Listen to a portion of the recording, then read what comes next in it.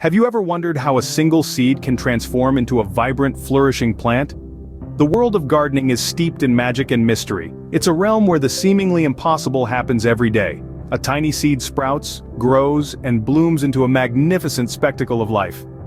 This process, this transformation is at the heart of gardening's allure. It's a journey of growth, patience, and beauty filled with endless possibilities.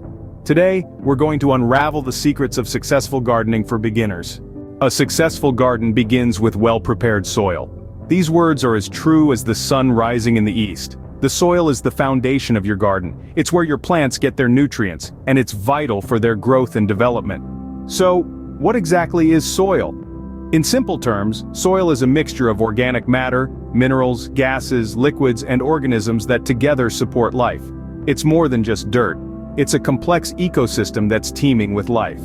There are different types of soil, each with its own unique characteristics. For instance, sandy soil is light, warm, dry, and tends to be acidic and low in nutrients. On the other hand, clay soil is heavy, cold, wet, and rich in nutrients, but it's also slow to drain.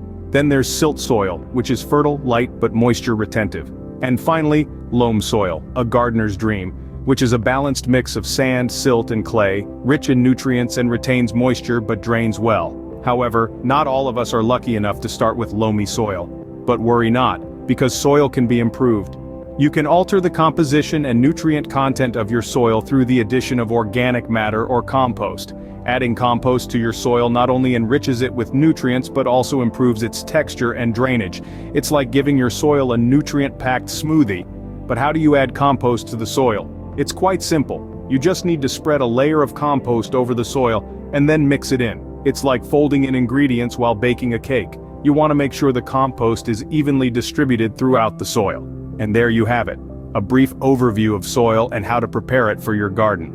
Remember, the key to a successful garden is well-prepared soil. It's like the bedrock upon which your garden thrives. With the soil well prepared, we're ready for the next step, planting seeds. Planting seeds correctly is crucial for their growth and development. A simple truth, yet an essential one that every gardener, beginner, or experienced should remember. It's not just about burying a seed into the soil, it's about giving it the best possible start in life. So let's get into it, shall we?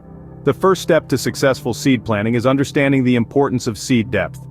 Each seed, be it a tomato or a sunflower, has its own ideal depth.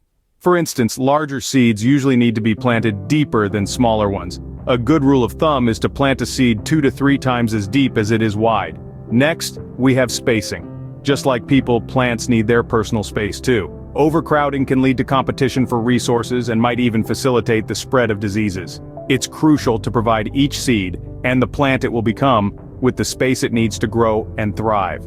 Now, you might be wondering, how do I ensure successful germination? Well, it all boils down to 3 things: moisture, warmth, and time. Seeds need to be kept consistently moist but not soggy. Too much water can cause them to rot, while too little can prevent germination. Warmth is another key factor. Most seeds prefer a cozy temperature range of between 60 and 75 degrees Fahrenheit. However, this can vary depending on the type of plant, so it's always best to check the seed packet for specific instructions. And finally, patience. Germination can take anywhere from a few days to a few weeks depending on the type of seed. So don't despair if you don't see sprouts immediately. Remember, gardening is a labor of love. It requires patience, dedication, and a fair bit of trial and error. But the reward of seeing your seeds sprout and grow into thriving plants makes it all worth it. So there you have it, folks. A step-by-step guide to planting seeds.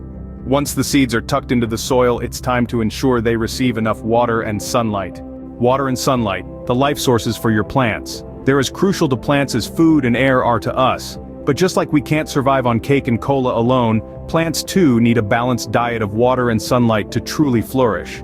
Let's start with water. Watering isn't just about hydrating your plants, it's a delicate dance of giving just enough, but not too much.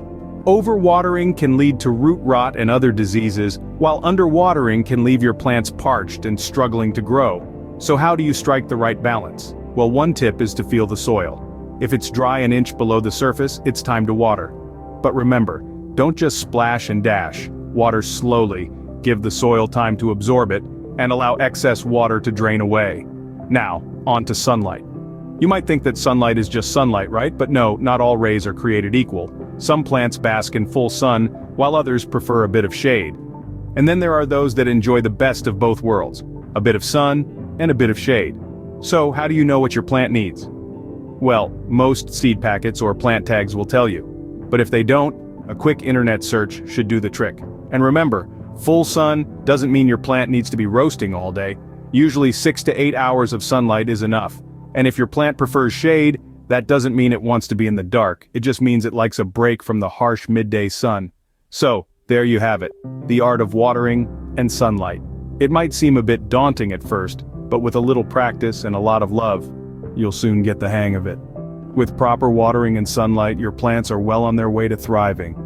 But there's one more thing to keep in mind: pests. A garden is a paradise not just for you but for pests as well.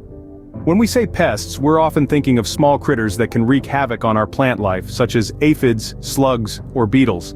These unwanted guests find their way into our gardens, drawn by the lush greenery and the promise of a good meal.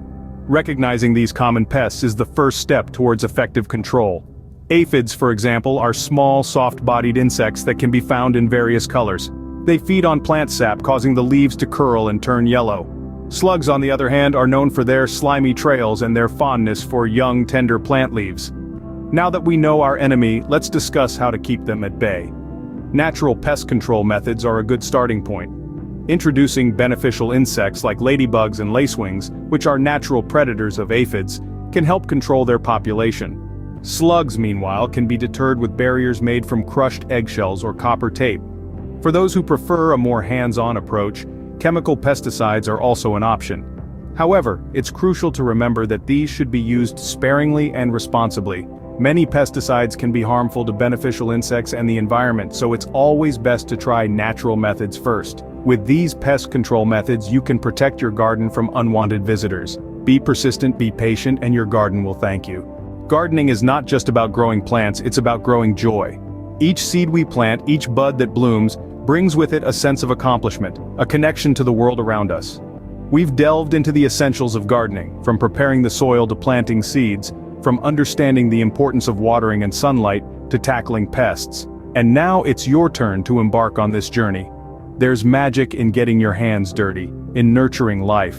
But beyond the allure of fresh blossoms and homegrown vegetables, gardening can be a sanctuary, a place for meditation, for reflection. It's physical work, yes, but it also nourishes the soul. It teaches patience, care, and resilience. So why wait? Grab your gloves and trowel and start sowing seeds of joy. Embrace the joy of gardening. Start your journey today. Remember to subscribe for more gardening guides and tips.